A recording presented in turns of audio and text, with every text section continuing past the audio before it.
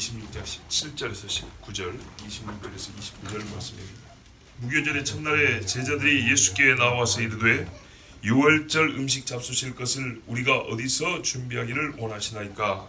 이르시되 성한 아무에게 와서 이르되 선생님 말씀이 내 때가 가까이 왔으니 내 제자들과 함께 유월절을 내 집에서 지키겠다 하시더라 하시니 제자들이 예수께서 시키신 대로 하여 유월절을 준비하였더라. 아멘. 그들이 먹을 때 예수께서 떡을 가지사 축복하시고 떼어 제자들에게 주시며 이르시되 받아서 먹으라. 이것은 내 몸이니라 하시고 또 잔을 가지사 감사기도 하시고 그들에게 주시며 이르시되 너희가 많은 것을 마시라. 이것은 죄의 사함을 얻게 하려고 많은 사람을 위하여 흘리는 바 나의 피 곧 언약의 피니라. 그러나 너희에게 이르노니 내가 온 하늘에서 난 것을 이제부터 내 아버지의 나라에서 새 것으로 너희와 함께 마시는 날까지 마시지 아니하리라 하시니라. 아멘. 자, 예수님이 유월절을 지켰습니다. 평생에 지키셨는데 오늘은 예수님이 육체로 이 땅에 계시는 동안의 마지막 유월절입니다. 그날을 성경은 기록하고 있습니다. 뭐라고 하냐면 마태복음의 무교절 첫날 그랬습니다. 유월절이 아니고 무교절이네요. 성경의 달력으로 1월 14일이 유월절입니다. 그리고 뒷날 15일이 무교절입니다. 일주일 이어집니다. 무교절이. 그리고 22일 되면 다시 안식일 됩니다. 제 8일 안식일이 되어서 그 안식 후 첫날 예수님이 부활하셨습니다. 자, 유대력에 따르면 1일 월사 달이 뜹니다. 8일 안식일, 15일 안식일, 이날 무교절입니다.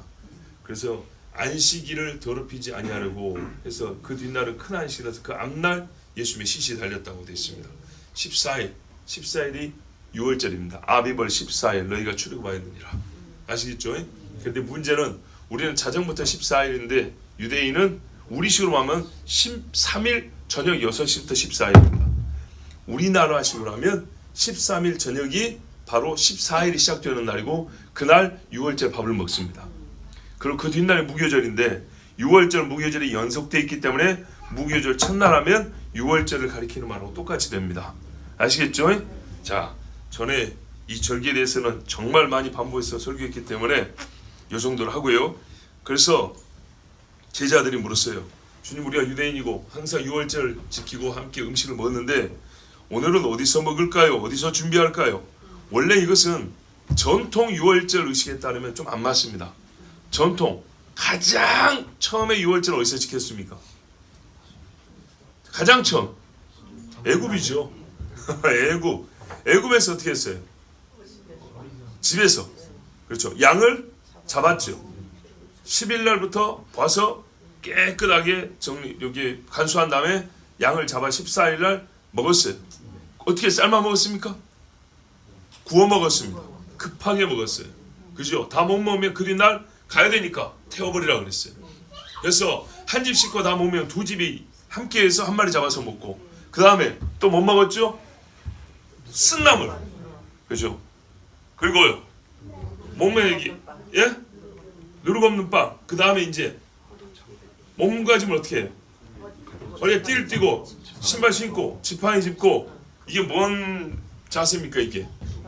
밥 먹겠다는 거예요? 나가겠다는 거예요? 나가겠다는 거죠. 급히 먹고 나간다는 거죠. 그러면 이후에 유대인들이 이렇게 지켰을까요?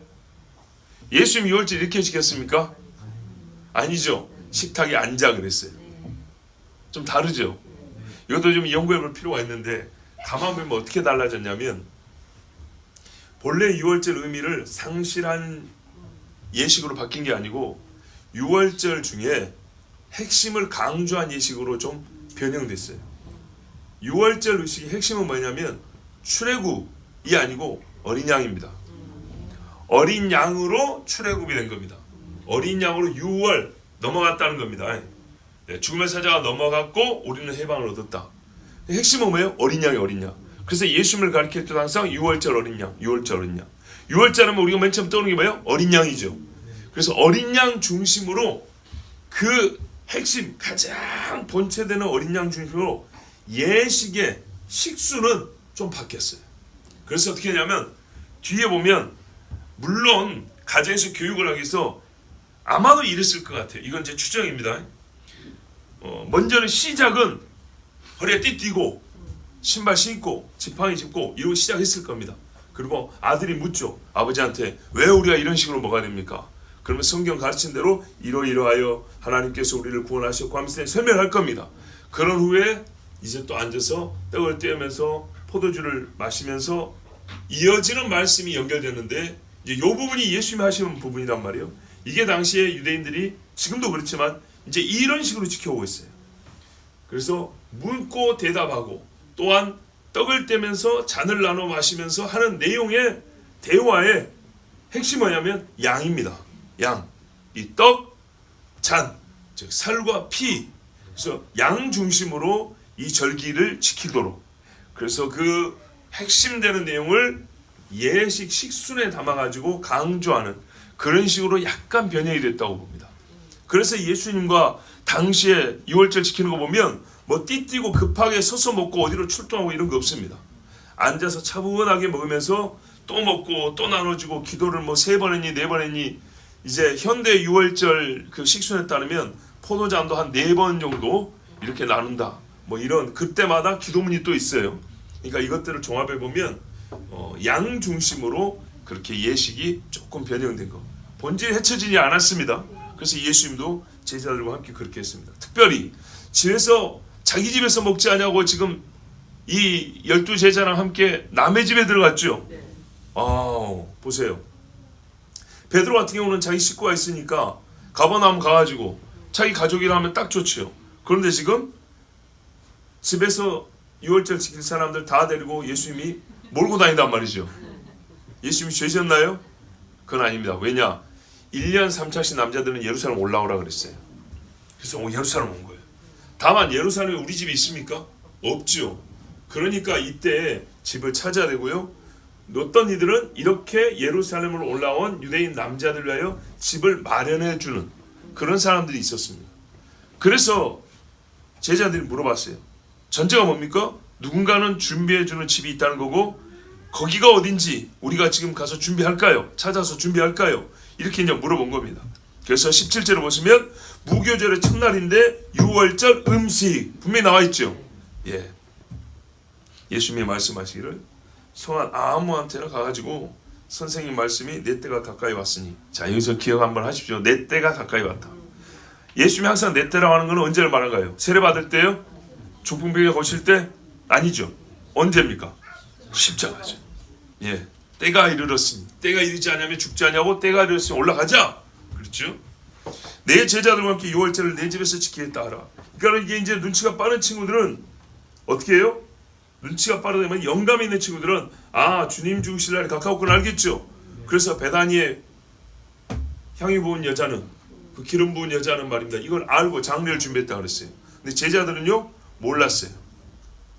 그러니까는 어떤 때라고 생각했죠? 왕권을 주려는 것보다 우리 주님이 혁명을 일으키려는 것보다 좌우에 앉자. 이제 이래서 싸웠죠. 오는 길에 싸우고 이 주의 만찬 끝난 다음에 또 싸웁니다. 참. 자, 이 때에 대한 이해가 굉장히 중요합니다. 주님은 항상 이 때를 십자가. 그렇죠? 예. 아버지께 내가 영광을 얻을 때가 가까이 왔다 그랬어요. 이 친구들은 이해를 못했지만 하여튼 주님은 이렇게 말씀해 주셨어요. 내 제자들과 함께 유월절을 내 집에서 지키겠다 하라 하면 예 하고 우리 집을 내어드리겠습니다 하는 사람이 나오겠다 하는 거예요. 그 집이 어디였습니까? 마가의 집이었죠. 다락방이던가요? 다락방은 아니죠. 큰 홀이었어요. 한국식 개념 다락이 아니라는 겁니다. 예. 그 집에 가서 먹게 됐어요. 그래서 제자들이 예수님이 시키신 대로 하여 유월절을 준비했더라. 자, 무교절이라고 했다가 유월절을 했다가 모순이 아니고 이해를 하셔야 됩니다. 예, 유월절, 무교절 바로 이어져서 유월절 날을 무교절 그 시즌 일주일 동안 이어지는 이 절기의 첫날 이렇게도 불렀어요. 왜냐? 이때부터 누룩이 없어야 되기 때문에. 무교는 누룩이 없다 그 말이죠. 누가복음 22장에 보면 이 말씀이 또 자세히 기록되어 있는데 뭐라고 되냐면 14절에 때가 이름에 역시 이때는요 십자가. 꼭 기억하세요. 이따 한번 다시 얘기합니다. 예수께서 사도들과 함께 앉으사, 여기는 사도라 그랬어요. 왜 그랬을까요? 예수님의 워딩, 제자들, 내 제자들과 함께, 이걸 안기고 누가는 나중에 조사해서 인터뷰에서 들은 거잖아요. 그러니까 자기 때는 이미 사도들로 불리는 사람들이죠. 그러니까 사도라고 쓴 거예요. 얼마나 이게 리얼한지 봐보세요. 실제. 예. 그래서 내가 인터뷰한 결과는 사도들이 그날 예수님과 함께 드셨다 하더라. 그래서 자기는 제자 입장이니까 사도들이라 이렇게 쓴 거예요. 제자 마트 갔을 때는 우리 선생님이 한 말 그대로 쓰니까 제자들과 함께 먹겠다 하라. 우리 주님이 우리한테 그렇게 명령해서 우리가 집 찾았다는 얘기고. 자, 이르시되, 그때 뭐라고 했냐? 내가 고난을 받기 전에 너희와 함께 이 유월절 먹기를 원하였노라 그랬다는 거예요. 자, 이제 식탁에 들어갔을 때 예수님이 첫 마디가 이거였어요. 내가 너희와 함께 유월절 먹기를 정말 원하였다. 근데 뭐라고 했어요 아까? 고난을 받기 전에. 근데 그 전에는요, 방구하러 시킬 때는 내 때가 이르렀으니 그래, 그렇게 말하고 집을 구해라. 그리고 그 집에 들어가서 앉았을 때는 항상 먹는 유월절이었지만 오늘 이 유월절은 특별하다. 내가 정말 원하였다. 고난을 받기 전에 먹는 유월절, 이 유월절을 기다렸다. 그러면요, 죽기 전 마지막 식사니까 기다렸던 건가요? 고난이라는 때가 이르렀기 때문에 이 때를 너희와 함께 먹고 싶었다는 거예요. 이제부터 이전의 유월절이 아닌 새 유월절을 주고 싶은 거예요. 새 유월절을 너희에게 주려고 이 날의 유월절을 기다렸다는 거죠. 근데 새 유월절은요, 예수님의 권한 없이는 제정될 수가 없죠.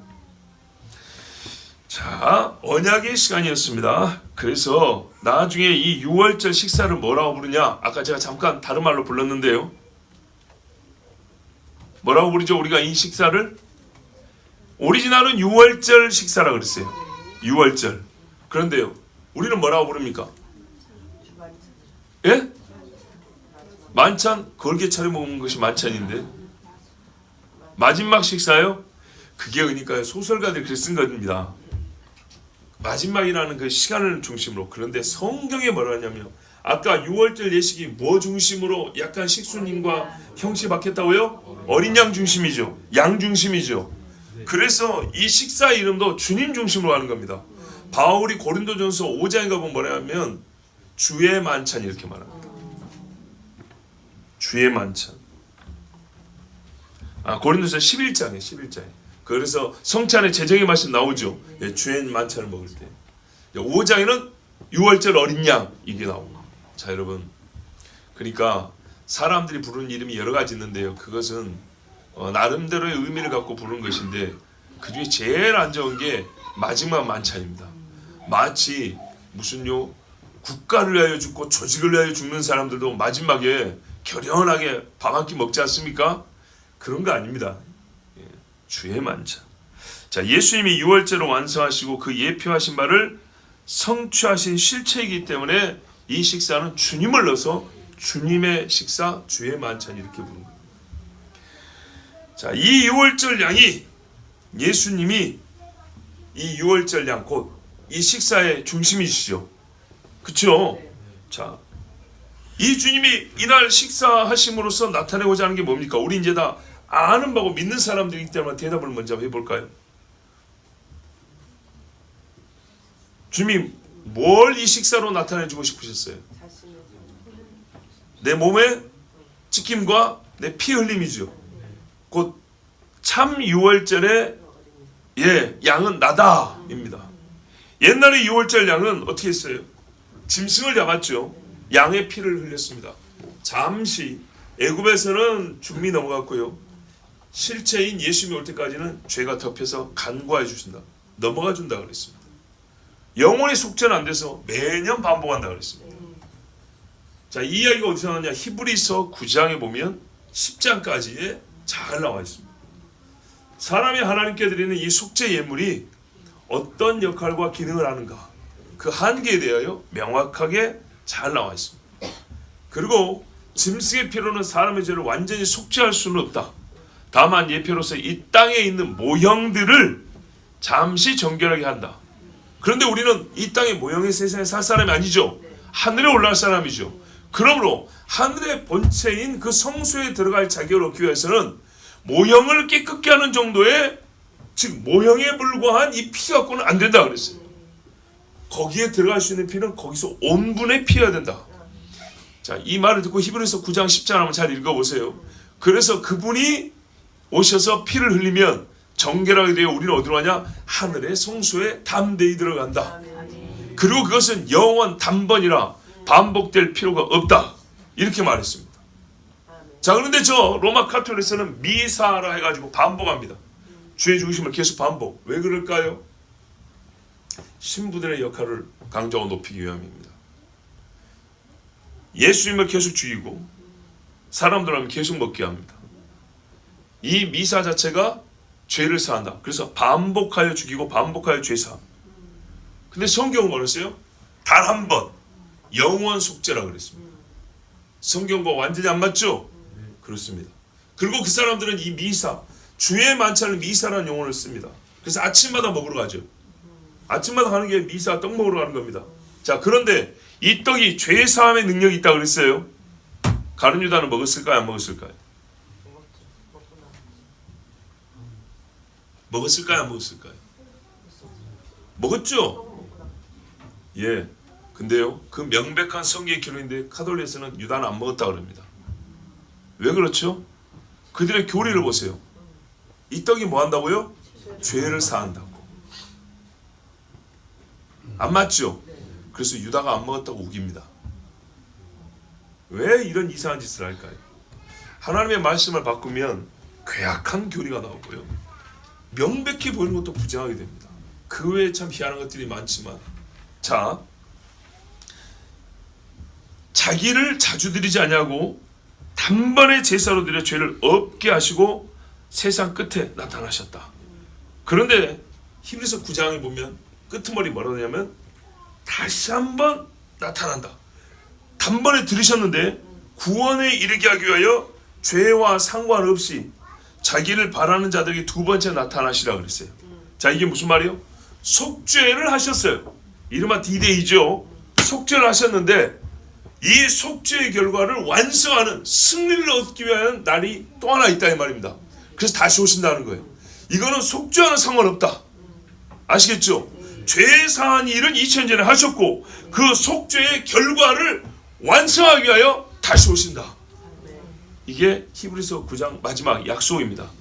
그러므로 곧 다시 오심은 속죄 사건과 밀접한 관계가 있고, 속죄가 없었다면 다시 오심도 없는 겁니다. 속죄를 믿는다면 우리 속죄의 완성을 믿는 것이기 때문에 주님이 다시 오신다는 것도 당연히 믿어야 되는 겁니다. 그러면서 히브리서 10장에 다시 한번 설명하기를, 율법은 이 좋은 일의 그림자요 참 형상이 아니다 하면서 비교하여 예수님이 얼마나 우리를 위하여 그 위대한 속죄 사역을 감당하셨는가를 말해줍니다. 하나님을 섬기는 모범, 범례가 아니고요, 우리의 구속주라는 것을 강조하여 말합니다. 그러므로 예수님에 대하여 우리가 알아야 될 건 첫 번째, 주님이요, 그 다음 선생님이라고 그랬죠. 주라는 말은요, 구원자로 믿으라는 얘기요, 선생이라는 말은요, 육체로 이 땅에 오신 하나님의 종이었죠. 그러니까는 육체로서 이 땅을 살아가면 어떻게 하나님을 섬기게 살아가는지에 대한 선생님으로 따르라 이 말입니다. 주와 선생. 그래서 내가 너에게 한 대로 하게 하려 본을 보였나니. 이게 세종이죠. 그래요. 속죄 십자가는 여러분 따라할 수 있는 게 아닙니다. 내가 한다고 한 사람도 구원 못해요. 그거는 아멘으로 받는 겁니다. 받고 어떻게 살 것이냐 할 때에 예수님이 하신 대로 따라 사는 겁니다. 그래서 주와 선생이라고 그랬습니다. 자, 이래 해서 예수님이 자기를 단번에 죽으심으로 영원한 속죄를 이루사 유월절 양이 되셨다 그랬죠. 예전에 유월절은 모범이 아니고 예표였기 때문에 계속 반복했죠. 그런데 예수님이 이제 그 참 실체가 됐기 때문에 반복할 필요 없다 그랬죠. 그래서요, 사도들은 유월절 식사를 매일 했습니다. 이거 여러분 정말 놀랍게 들어야 됩니다. 봐보세요. 예수 그리스도를 유월절 양으로 믿지 않으면요, 1년에 한 번 먹어야 됩니다. 1년에 한 번. 그쵸? 근데 예수 그리스도를 유월절 양으로 믿으면 어떻게 되냐? 맨날 먹어도 됩니다. 옛날 유월절식으로? 아니요. 내가 다시 올 때까지 나의 죽음을 기념하라. 그 의미로. 아시겠죠? 그래서 사도들이 뭐였어요? 모일 때마다 떡을 떼며 이 이야기입니다. 너희가 모일 때 각기 고린도 교회도 그 이야기입니다. 모일 때마다 주의 만찬을 먹는 거 잘했다는 거예요. 근데 어떻게 해요? 사람의 정욕이더라고 교만이 들어가니까 그 뜻을 저해하는 식으로 했다는 겁니다. 부자는 부자대로, 가난한 자는 가난한 자대로, 먼저 온 자는 먼저 온 대로, 나중 온 자는 나중 온 대로 한 몸이라 그랬는데 몸을 쪼개는 식으로 했다는 거예요. 그래서 다시 가르쳐주는 겁니다. 재밌죠 여러분? 예. 초대교회 성도들은 잘 보세요. 그러니까는요 때와 절기에 얽매이지 말라는 거예요. 자유하라. 그래서 우리가 지금 구약시대처럼 때와 절기를 잘 지킵니까? 천만에요. 하나도 안 지킵니다 사실은. 그런데 어떻게 하죠? 그 절기를 알고 그 절기의 말씀을 들으면 하나님의 약속을 알기 때문에 우리가 그 절기를 따라 말씀을 듣지요. 그러나 그 의식을 그대로 행하지는 않습니다. 이게 우리가 사도된 대로 따라간 겁니다.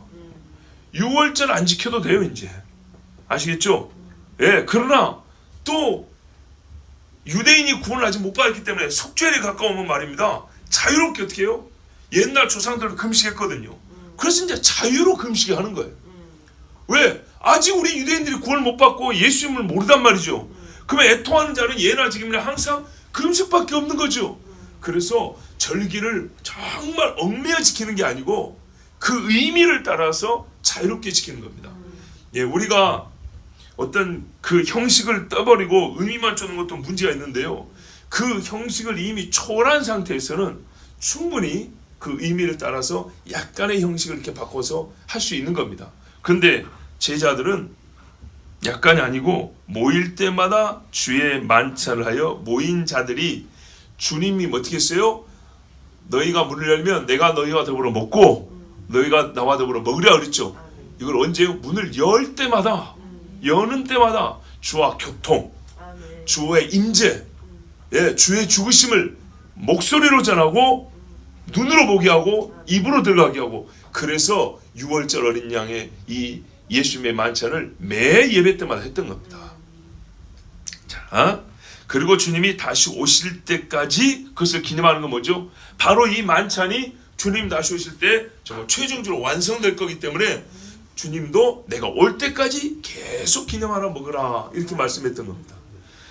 자, 이렇게 이제 해왔는데 그날로 다시 한번 돌아올게요. 그날 주님이 식사 자리에 앉아가지고 처음 마음을 고백할 때는 내가 이 6월절 식사를 너희와 먹기를 고난받기 전에 먹기를 참 원하였다. 사랑하는 자들이니까요. 이 새 언약을 가르쳐주고 싶고 누리게 하고 싶고 주고 싶어서 그렇게 고백을 했어요. 그러면서 이어지는 말씀이 뭐냐? 우리 본문에는 29절에 기록되어 있는 말씀인데요. 그게 뭐죠? 아버지의 나라에서 새 것을 마시기까지, 그죠? 근데 이게 예수님이 이 식사에서 여러 번 하셨어요. 여러 번. 근데 마태복음에 한 번만 기록해 놓은 겁니다. 누가복음 같은 경우는 식사 초반에 나옵니다. 그 뭐라고 되냐면 내가 너희에게 이르노니 이 6월절이 하나님의 나라에서 이루기까지 다시 먹지 아니하리라 하시고 참 말이요 깊습니다. 이 6월절이 하나님의 나라에서 이루기까지. 그럼 지금 내가 6월절 어린 양으로 죽죠. 그런데 6월절이 이걸로 완성이 아니라 그죠. 그래서 아까 말씀드린 거예요. 6월절은 양이 죽는 것만 끝난 게 아니라 죽어서 자기 백성을 구원하는 거잖아요. 그래서 내가 죽음으로 너희 구원의 근거를 마련하고 너희 구원이 다 이루기까지는 이 6월절을 먹지 아니하리라. 그렇죠. 그래서 제자들은 사실 이 6월절을 안 먹습니다. 이제 옛날 6월절 음식을 먹는 게 아니라고요. 이제 아시죠? 그래서 예수님 6월절 양으로서 예수님을 먹는다는 거예요. 근데 이거를 이제 오해하니까 어떻게 해요? 인육 먹는다고 얘기하는 거예요. 성경에 문자는 문자대로 하는 게 원칙인데 앞뒤 논리와 문맥을 보면 성경 스스로 이거는 문자대로 보면 안 된다고 가르쳐 주는 경우가 있어요. 예수님이 이건 비유니 이랬죠. 비유나 상징은 실체가 없는 게 아니고 실체를 우회적으로 가르쳐 주는 겁니다. 실체가 있어요. 예수님이 유월절 어린 양, 인육을 먹는다는 게 아니고 우리를 죄를 대속하는 그 대속 제물로서 예수님을 얘기해 주는 거죠. 예수님이 양이란 말이 아닙니다. 실제로 예수님이 은매입니까? 은매하는 양이 아니죠. 그 정도 이해하시죠? 예, 내가 너희를 죽는다는 걸 문자 그대로 받으면 돼요. 내가 너희를 죽고 너희 죄를 속한다는 걸 문자대로 받으면 되는데 성경 스스로가 이거는 비유와 상징이라고 말해줍니다. 비유와 상징은 허상이란 게 아니고 실체를 우회적으로 표현한 거다는 거죠. 그랬을 때 예수님의 어린 양 되심이라는 것은 예수님이 짐승 중에 하는 양이라는 얘기가 아니고 저 양의 역할을 온전하게 하는 존재라는 것을 얘기해 주는 거죠. 자, 6월절이 하나님의 나라에서 이루기까지, 그러니까는 2월절의 완성이 하나님 나라에서 이룬다는 겁니다. 너희 구원의 완성. 예, 베드로도 말한 것처럼. 자, 이제 이거를 얘기하니까 제자들이 아직 이해를 잘 못합니다. 그리고 예수님이 잔을 가지고 살해하시고, 이제 유대인의 6월절 지키는 방식이에요. 기도하시고 이것을 갖다 너희끼리 나누라 그랬어요. 자, 여기서 우리의 성찬식에서 너희끼리 나누라가 있죠. 이거는 사실 예수님의 주의 만찬과는 조금 다릅니다.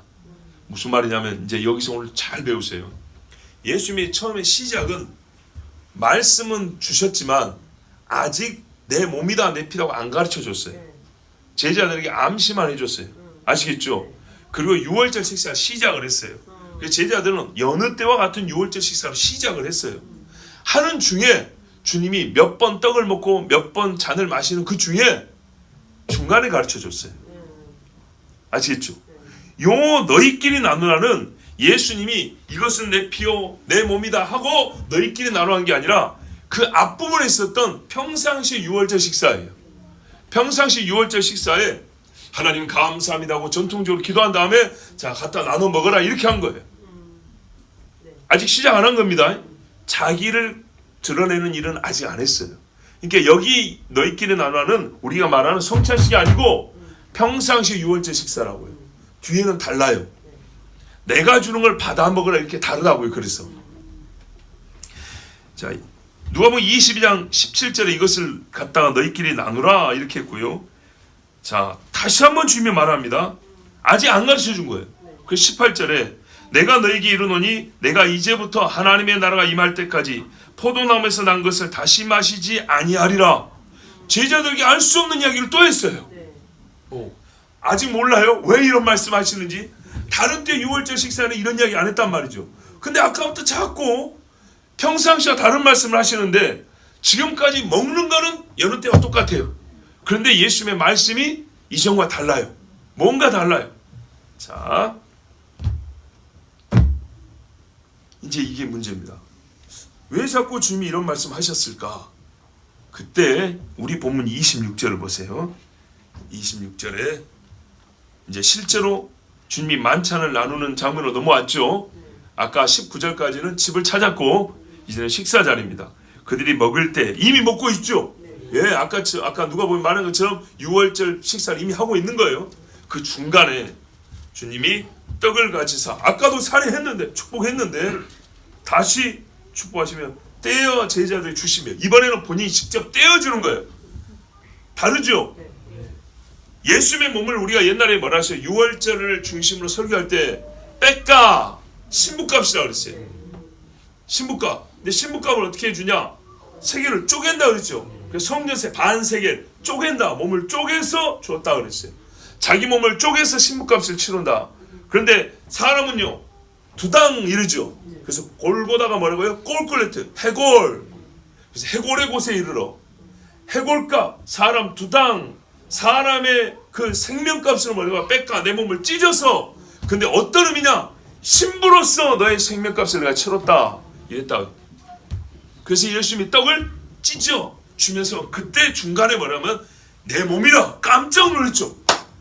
이제부터 달라진 겁니다. 내 몸이라 받아서 먹으라 이것은 내 몸이니라 하시고. 우와. 그 다음에 보세요. 이렇게 마태복음의 핵심만 기록이 났어요. 또 잔을 가지사 감사기도 하시고 그들에게 주시며. 이번에는요 자유롭게 따라 먹는 게 아니에요. 주님이 따라주는 거예요. 왜 이렇게 하시냐 아시겠죠? 새로운 6월절을 지금 제정해 주는 겁니다. 즉 주의 만찬으로서 유월절이죠. 너희가 다 이것을 마시라. 28절 이것은 죄사함을 얻게 하려고 많은 사람을 위하여 흘리는 바 나의 피 곧 언약의 피니라. 아멘. 아멘. 이전에 이런 말씀을 주신 적이 없어요. 이렇게 먹은 적이 없다고요. 3년 전에 이렇게 가르쳤으면 난리가 났겠죠. 자, 몸은 몸이고 피는 피인데 여러분 왜 피를 흘려야 됩니까? 레위기 17장에 잘 나와 있죠. 육체의 생명은 피에 있습니다. 그래서 피가 없이는 죄사함이 없다. 근데 생명이 피에 있고 죄사함이 있으니까 죄를 사야 생명을 얻는다 이 말이죠. 피 흘림으로 죄사함을 얻어 생명을 얻는다. 떡은요 여러분 하나님의 양식이죠. 영혼의 양식 계속 먹어야 되는 겁니다. 씻고 먹어야 사는 겁니다. 씻고 가만히 있으면요 죽습니다. 다시 더러워지고 싸울 수 있고 힘있게 나갈 수 있는 것은 먹는 겁니다. 그래서 지금도 이런 거 먹고 있죠. 예수님이 그래서 말했어요. 너희 보고 피 흘려 죄 씻으라 소리는 안 해요. 먹이라 그랬어요. 베드로야 내 양을 먹이라. 그죠? 내 어린 양을 먹이라 그랬어요. 내 어린 양을 위하여 네가 속죄의 피를 흘려라 이건 아니에요. 맞습니까? 예. 근데 여기서 중요한 게 있어요. 28절에 보면 굉장히 안타까운 번역인데요. 무슨 피라고요? 나의 피, 그 다음에 언약의 피 그랬어요. 근데 여러분 누가복음에는 그나마 아직 남아있어요. 뭐라 그랬냐? 누가복음 22장 19절 20절에 아까 18절까지 봤어요. 또 떡을 가져 사례하시고 떼어 저에게 주시며 가라사대 이것은 너희를 위하여 주는 내 몸이라 너희가 이를 행하여 나를 기념하라. 자 순서가 이렇게 된 겁니다. 저녁 먹은 후에 이렇게 떡을 먹었어요. 그 다음에 이와 같이 하여 가라사대 이 잔은 내 피로 세우는 새 언약이니 곧 너희를 위하여 붓는 것이라. 아멘. 그래서 물러피를 다 쏟아 부었다 그랬죠. 그러게 우리가 새 언약 새 언약 무지하게 말을 많이 했는데 왜 마태복음에는 새 언약이 없을까요? 누가복음에만 있고 원문에 없을까요? 아닙니다. 옛날에 있었어요. 자꾸 개정하면서 빼버린 겁니다. 브릿 하다시아. 히브리어로 된 마태복음을 제가 찾아봤어요.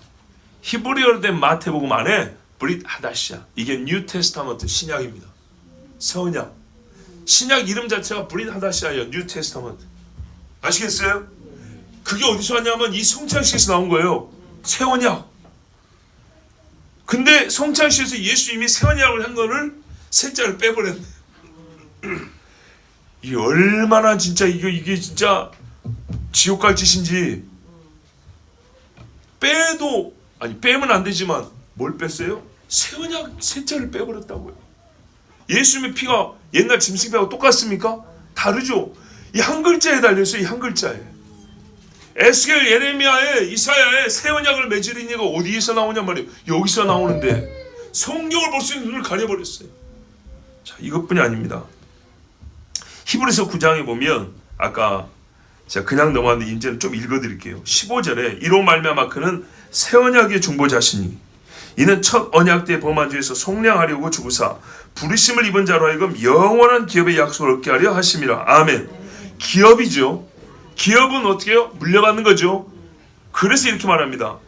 9장 16절에 유언은 유언한 자가 죽어야 되나니 유언은 그 사람이 죽은 후에야 유효한즉 유언한 자가 살아있는 동안에는 효력이 없느니라. 이러므로 첫 언약도 피 없이 세운 것이 아니다. 무슨 말이에요?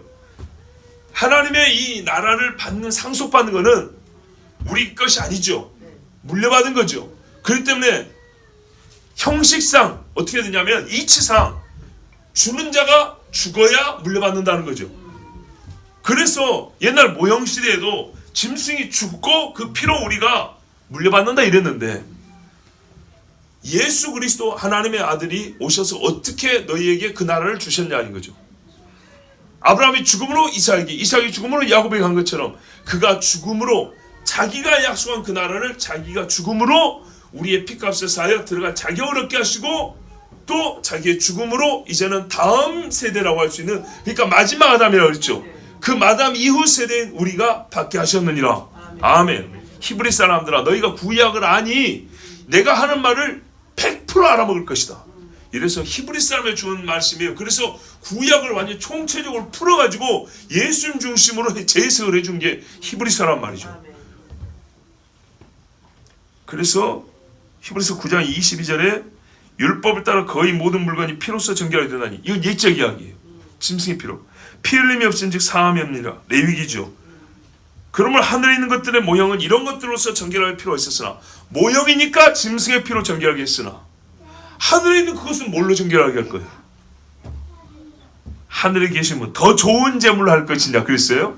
그 더 좋은 제물이 뭡니까? 그림자 아니고, 그렇죠, 본체이신 예수 그리스도.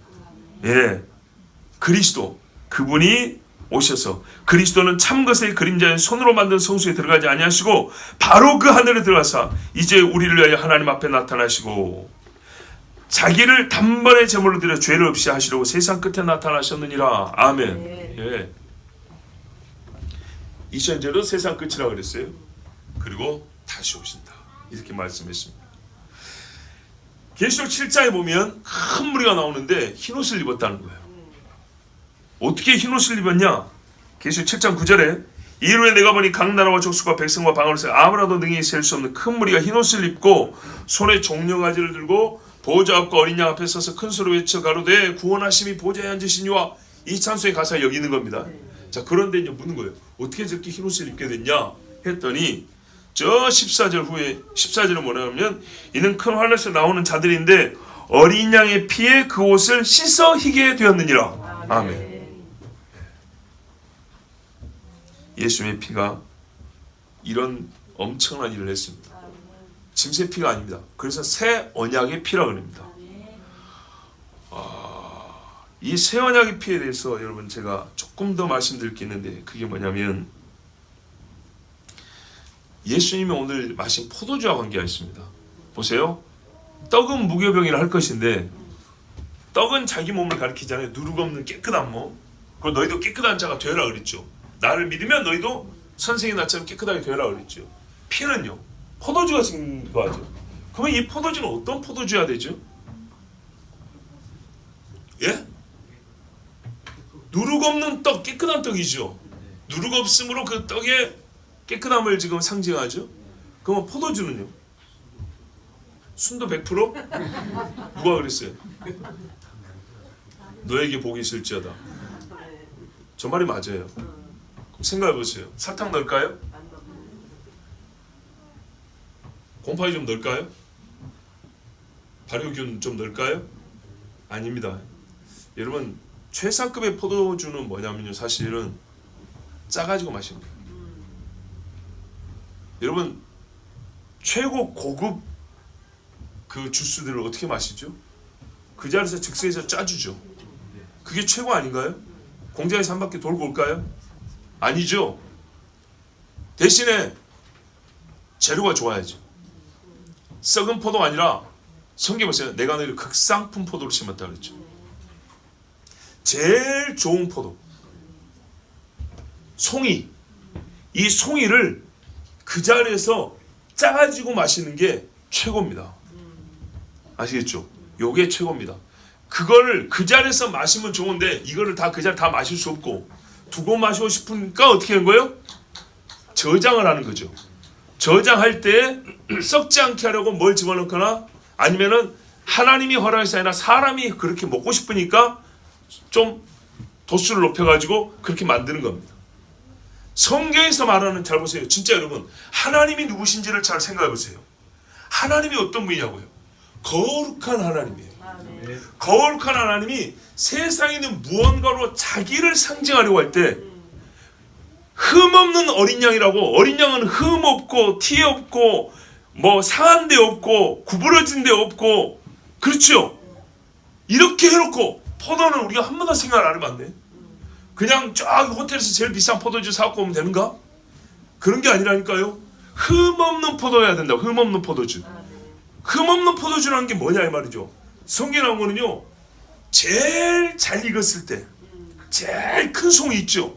요거를 땅에다 놓고 어떻게 하냐, 너무 커서 손으로 못 짜요. 밟아요. 밟으면 그 돌 사이로 즙이 나온다고요. 그거를 받아 마시면 이게 최고의 포도주라고 그런 겁니다.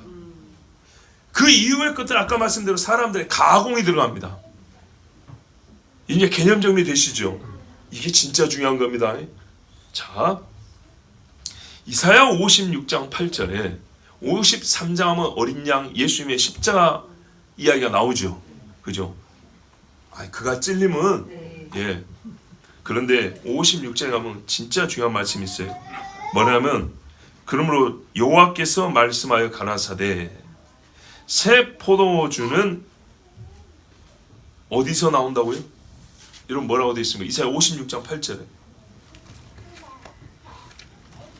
진짜 중요한 부분입니다. 여러분 이사야 56장 8절에 포도주는 어디서 나온다고요?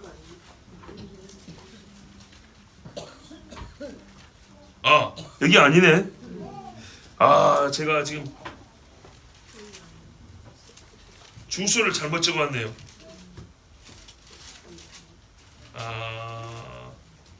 죄송합니다. 주소를 잘못 찍었는데 깜빡 잊어버렸네. 그럼 한번 찾아보시면 나오는데요. 몇 장일까?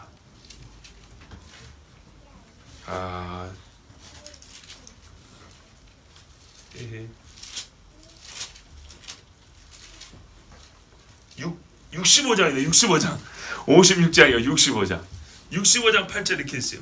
여호와께서 이와 같이 말씀하시되 포도송이에는 즙이 있으므로 사람들이 말하기를 그것을 상하지 말라 이렇게 돼 있죠. 포도송이에는 즙이 있어. 이게 이제 나중에 어떤 남은 자 이야기 같은데, 그죠? 근데 이게 참 재밌는 게 이제 유대인을 데리고 오는 이야기거든요. 근데 이 원문에는 뭐라 되냐면 여호와께서 말씀하시는데 뭐뭐 때문에 뭐라면요 뉴 와인 새 포도주라고 이렇게 돼 있어요. 얘는 그냥 포도송이는 즙이 있으면 이렇게 돼 있죠. 그것이 아니고요 뉴 와인 새 포도주는 is founded 찾아진다는 거예요. 어디서요? in the cluster 송이에서. 새 포도주라는 거는 사람이 가공하는 게 아니고 새 것이잖아요. 그러니까 송이를 그 자리에서 짰을 때에만 새 포도주라고 부른다는 거예요. 생각을 해보세요. 그죠? 이거를 짜가지고 저장하면 옛날 거지. 그쵸? 근데 새 자를 붙이는 건 뭐죠? 말 그대로 처음 그 시간을 말하는 거죠. 바로 그 첫 시간. 그래서 가장 말 그대로 맞는 거 뭐냐면요 새 포도주는 무슨 말이냐, 포도송이에서 따가지고 그거를 그 자리에서 짰을 때 그것이야말로 새 포도주라고 부르는 가장 그 말 뜻에 맞는 거라 이 말이에요. 성경이 그렇게 정의를 해요.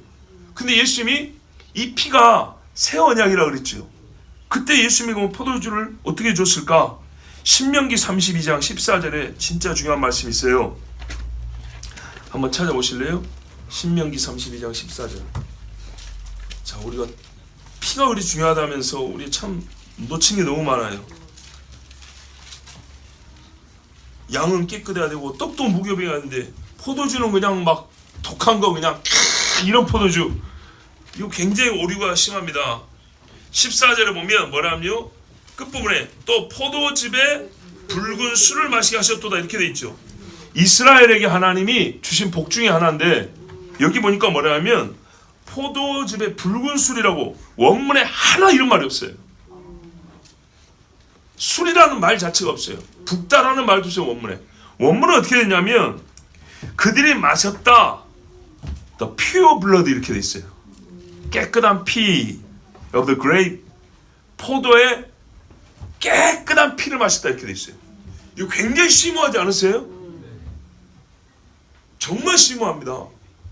하나님이 이스라엘에게 마시게 한 건 이거라는 거. 근데 32장 뭐죠? 이스라엘 국가죠.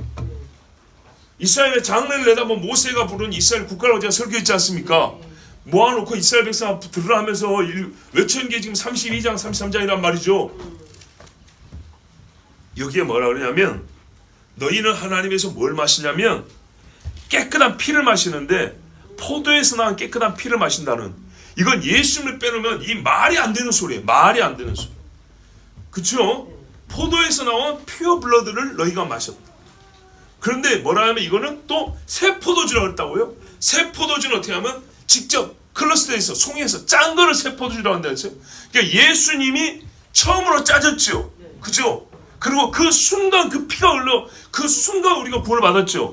그러면 포도주가 예수님을 상징한다면 어떤 포도주여야 된단 말이죠. 10년 묵은 거 100년 묵은 거 갖다 놓는다고 되는 게 아니라 이 말이죠. 직접 짠 거예요. 그 자리에서.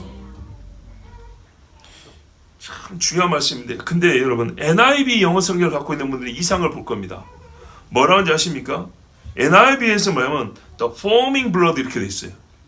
이 foam이 뭐냐면요, 비누거품 말하는 거예요. 거품 나는 피 이렇게 말해놨어요. 딱 술이죠. 그거 따라가지고 우리가 있다가 술이라고 번역하는 거예요. 그래서 여러분 성경 번역이 얼마나 중요한지 모릅니다. 원문에는 퓨어 블러드라고 되는 거예요. 깨끗한 피라고 해놨는데, 즉 여러분 그래서 예수님이 모세 그래 나를 가리켜 기록한 걸 했단 말이에요. 못 보게 해놨어요. 딱 보면 유대인들 좋네. 광야에서도 하나님이 그냥 거품 나는 발효 잘 된 술을 마시게 해주고. 웃기는 이야기입니다. 웃기는 이야기. 여러분 그거 아세요? 신명기에 보면 뭐라고 하냐면 29장 5절 6절에 주께서 40년 동안 너희를 광야에서 인도하게 하셨거니와 너희 몸에 옷이 낡아지지 아니하였고 너희 발에 신이 헤어지지 아니하였으며, 맞죠? 여러분 들었죠? 너희가 떡도 먹지 못하며, 그렇죠? 떡이 없으면 만나를 못 먹었어. 만나만 먹고 살았죠. 포도주나 독주를 마시지 못하게 하셨으면 주는 너희 하나님 여호와신 줄을 알게 하려 하십니다. 아멘. 진짜 중요한 거예요. 예수님도 술 먹어도 되지 않습니까? 성경 보면 술 먹은 사람 많던데요. 구분해야 돼요. 하나님이 술을 먹으라 한 적은 없고요. 먹은 사람이 있는 거예요. 다윗이 술을 먹은 적이 있는 거예요. 솔로몬이 술을 건너에 퍼마셨던 거예요. 하나님이 마시라가 아니고 노아조차도 술을 마셨던 거지. 하나님이 네 고생했다 방주에 사냐고 술 마시고 좀 쉬어라 이게 아니라고요. 아시겠습니까? 하나님의 경건의 훈련에는 술이 없습니다. 잘 보세요. 신명기 뭐였냐면 포도주나 독주를 마시지 못하겠대요. 바알볼에 가니까 술이 많더라고. 미디안 여자들하고 놀라고 하니까 술 들어가니까 잘 놀더라고요. 근데 하나님 뭐세요? 주는 너희의 하나님 여호와이신 줄을 알게 하려고. 술 먹으면 모른다는 거예요. 나답과 아비후가 술 처먹고 들어가지고 어떻게 됐어요? 불에 살라 죽었죠. 그래서 그 뒤로 뭐라 했어요? 하나님이 세상에 창피하게 제사장들한테 내 성수 앞에 올 때는 술 먹고 오지 마라. 이렇게까지 말해줘야 됐어요. 맞습니까 이게? 말 안 해도 되는 거예요. 원래 안 해도. 여러분 목사들도 술 먹는 사람들이 꽤 많습니다. 제가 그저께 축구하러 가다 다리 다쳤잖아요. 거기도 가면 목사님들이 내 처음 갔을 때 술 이야기 하더라고요. 아니 그 기사는 술 먹고 그런다면서 우리도 대놓고는 안 먹어. 농담인데 그냥 막 그냥 편하게 하더라고요. 그러면 성도들한테 어떻게 가르칠까요? 여러분 성경에 하나님의 우리 본심을 알자고요. 본심에 우리의 경건을 원하시죠. 경건한 영혼을 얻고자 하심을 할 때는요, 광야의 경건 훈련에는 술이 안 들어갑니다. 술 들어가면 경건 훈련을 못합니다. 마신 사람이 있는 거예요. 마셔도 하나님이 용서를 해준 거예요. 연약하다고 하나님이 어떻게 해요? 봐준 거예요. 잘했다가 아니고. 그래서 솔로몬이 그렇게 많이 퍼마신 다음에 깨닫고 뭐라 그래요? 쳐다보지도 마라 그랬어요. 23장에 잠언 23장에. 자, 왜 중요하냐? 29절 보세요. 오늘 본문 29절. 내가 너에게 이르노니 내가 포도나무에서 난 것을 이제부터 내 아버지의 나라에서 새 것으로 너희와 함께 마신 날까지 마시지 아니하리라. 요 말씀을 이야기해서 지금 우리 앞에 말씀을 찾아본 겁니다. 그 말씀 자체로도 큰 깨달음을 줬지만 여기에 종합되어 나와 있어요. 이 말씀이 앞에 있는 구약의 말씀을 종합해야 깨달을 수 있는 거예요. 예수님이 제자들이 뭐세요? 6월절을 아버지의 나라에서 다시 먹는다 그랬죠. 6월절을. 근데 예수님이 또 뭐냐면 포도나무에서 난 것을 그때까지 안 먹는다 그랬어요. 그러면 6월절의 성취 때 주님이 어떻게 한다고요? 그때는 포도나무에서 난 걸 다시 먹는다 그랬어요. 그 포도나무에서 난 것이란 뭐예요? 포도나무에서 난 거를 짜서 먹는다 이런 말이지, 이거를 술 담궈 먹는다는 얘기가 아닙니다. 아시겠죠? 그런 말이 아니에요. 자, 포도나무에서 난 것, 포도 열매 자체를 가리키는 말입니다. 말 뜻이 포도 열매. 첨가하고 발효하여 변형시킨 것이 아닙니다. 여러분 봐보세요. 이제 종합하여 말이에요. 포도주라고 사람이 담은 것은 변형이에요. 변형된 걸 받는 게 아니라니까요. 아시겠죠? 떡이나 고기나 변형된 걸 받는 게 아니라고요. 원래 것 제일 깨끗한 원형을 받는다고요. 그래서 포도나무에서 난 것, 나무에서 난 그 열매를 그대로 따서 짜서 마시는 그거를 내가 너희와 함께 마지막에 너희를 구원한 다음에 아버지 나라에서 다시 만찬을 갖겠다, 이렇게 주님이 약속한 거라 이 말입니다. 유월절의 완성이 그때. 여러분 그럼 한번 여기 생각해 보자고요. 유월절 때 만약 이게 진짜 포도주였으면 유월절에 아까 다시 죄송합니다. 자꾸 말해서 지가 술 취하고 싶어서 먹는 사람이 있다니까요. 있어요. 그 사람이 성경이라고 보면 안 됩니다. 근데 성경대로 볼 때 우리 5,000명 3,000명이 구원을 받았다 했어요. 혹시 유월절 지키고 술 취한 사람 기록이 있던가요? 예수님이 사도들과 유월절 지키고 혹은 다른 절기 지키고 술 취했다는 이야기 있던가요? 없죠. 전혀 없습니다. 성경에, 신약 성경에 보면 사도들이, 제자들이 뭘 마셨네 먹었네 해가지고 취한 사람이 없습니다. 가나 혼인잔치는 어떻게 된 거냐? 이제 궁금하시죠? 요게 또 중요합니다. 보십시오 여러분. 가나 혼인잔치에서 예수님이 만드신 포도주는 옛날 포도주일까요? 새 포도주일까요? 새 포도주입니다. 새 포도주. 이게 중요합니다. 예수님이 뭐라 하느냐면요, 자, 짜가지고 오래 놔둔 걸 가지고 그 즉시로 변했다 그러죠. 새 포도주입니다. 자, 예수님이 어머니가 포도주가 다 떨어졌단다 그랬어요. 예수의 첫 대답이 뭡니까? 그렇죠 여러분, 성경을 아니 너무너무 좋아요. 아직 내 때가 이르지 아니하였나이다 그랬어요. 자, 여기서 내 때란 사람에게 자기를 공개할 때, 기적을 행할 때 인가요? 아까 내 때가 이르렀다 이랬죠? 이겁니다 이거. 그래서 포도주입니다. 봐보세요. 예수님이 이미 자기를 드러냈습니다. 세례요한 앞에 나타났다는 걸 드러낸 거예요. 세례요한이 말했잖아요. 보라, 세상 죄를 지은 하나님의 어린 양이로다. 그는 불로 세례를 주고 나는 그의 신들매를 풀기도 감당하지 못하겠노라. 예수님이 누구인지 세례요한이 외치기 시작해버렸어요. 세상에 자기를 나타냈단 말입니다. 세례도 받았고 이제. 그죠? 그런 다음에 어떻게 해요? 제자들이 이제 따라붙기 시작했어요. 제자들과 같이 갔어요. 몇 명의 제자들과. 기적요? 기적을 행할 때가 아직 이르지 아니하였다? 그러면 그 다음에 기적 행할 때는 때가 이르렀으니 이리 오라 그랬나요? 아닙니다. 그래서 성경의 말은 신천지 가서 배울 게 아니고 우리가 성경을, 걔들도 짜맞추기 잘하죠. 그게 아니고요, 단어의 그 표면적인 게 아니라 그 속에 들어있는 진짜 뜻을 잘 보세요. 예수님이 계속 내 때를 일관성 있게 쓴단 말이죠. 그때는 자기가 이 유월절 어린 양으로서 구속자로서 나타날 때, 속죄제물로 나타날 때를 얘기하는 거라고요. 그런데 그 속죄제물로 나타날 때 자기를 뭘로 상징하여 드러내냐면 떡, 포도주, 아시겠죠? 요걸로 자기를 나타내는데 지금 어머니가 요구하는 게 포도주란 말이죠. 근데 포도주로서 자기를 나타낼 때는 제자들과 지금 이 마실 때 이날이라고, 이날. 근데 모친이 지금 포도주를 만들어 내달라는 거예요. 그러니까는 포도주를 만드는 순간 사람들은 어떻게 해요? 포도주와 예수님을 연결시키게 되는 거예요, 자동적으로.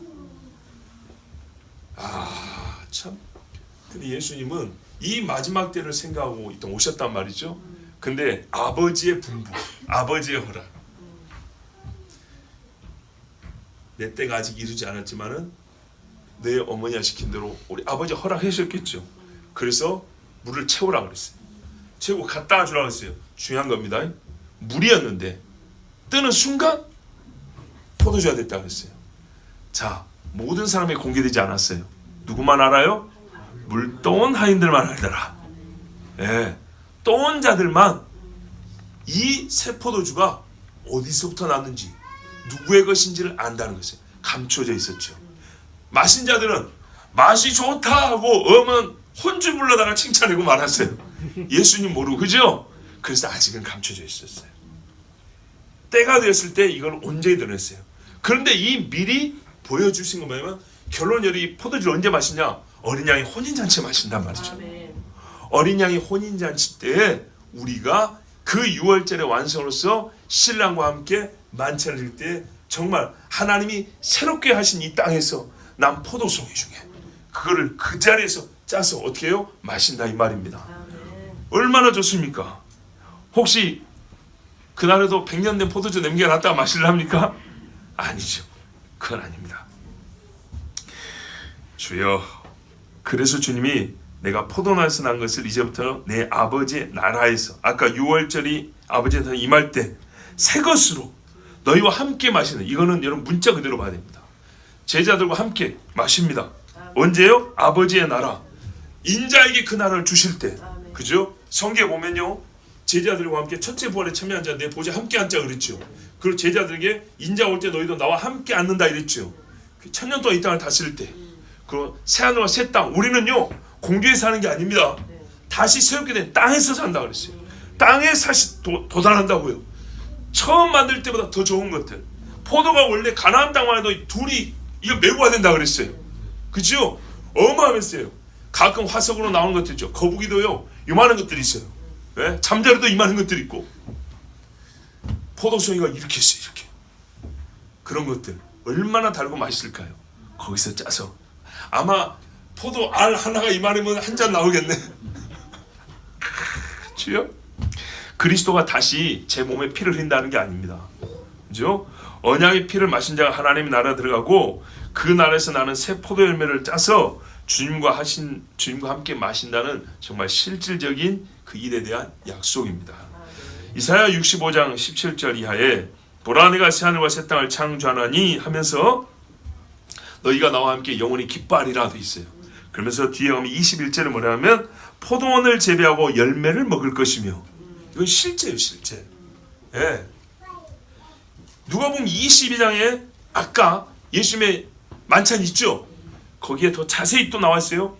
누가복음은 이렇게 마무리를 해요. 뒤에 보면 내 아버지께서 나라를 내게 맡기신 것 같이 나도 너에게 맡겨. 주님 다시 오실 때요. 너희로 내 나라에 있어 내 상에서 먹고 마시며. 정확하죠. 또는 보좌에 앉아 이스라엘 12지파를 다스리게 하려 하노라. 인자가 다시 오실 때 속죄피를 흘리시고 그걸 완성하러 오실 때 그 속죄피를 믿는 이 성찬, 주의 만찬을 통해서 내가 주의 찢긴 몸을 먹고 그의 피를 마시고 구속을 받았습니다. 이렇게 믿은 자에게는 그날에 주님이 이 땅에 우리 구원을 완성하고 오신 다음에 내 보좌에 함께 앉아 해가지고 신랑이 신부에게 최고의 그 혼인잔치, 최고의 포도를 짜서 그 새 포도주를 주신다고 말입니다. 새 포도주인 예수의 피를 마신 자에게. 할렐루야, 할렐루야. 여러분, 저는 오늘요 말씀을 보이는 그대로 읽었습니다. 그리고 여러분 보이는 걸 그대로 여러분 들려주었습니다. 또 속뜻을 헤아려 할 말씀은 그 속뜻을 풀어 여러분에게 설명해 드렸습니다. 이제 남은 건 뭡니까? 믿습니다입니다.